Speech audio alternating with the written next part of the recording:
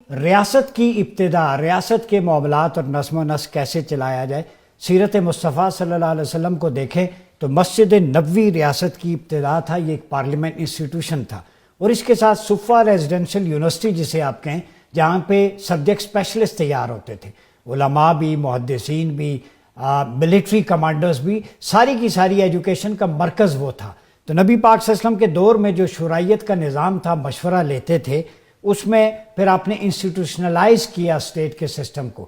اس میں جو محکمے تھے، دیوان سیاست تھا، مسجد، بیت المال، فارن پالیسی، دعوت دین، تربیت اور رجال سازی کا شعبہ۔ یہ رجال سازی کا شعبہ بڑا امپورٹنٹ ہے، مردم سازی۔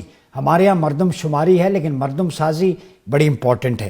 پھر منصب سازی کا معیار آپ صلی اللہ علیہ وسلم نے قائم کیا، کرائیٹیریا کیا ہے کسی بھی منصب پہ کسی شخص کو متمکن کرنے کا۔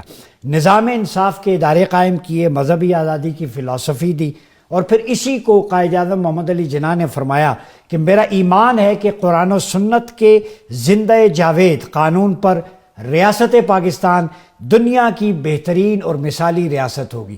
تو قائد اعظم نے بھی یہ وین کشید کیا نبی پاک صلی اللہ علیہ وسلم کے ماڈل کو، ٹھیک ہے، اور فرمایا مجھے اقبال سے پورا اتفاق ہے، علامہ اقبال سے، کہ دنیا کے تمام مسائل کا حل اسلام سے بہتر کہیں نہیں ملتا۔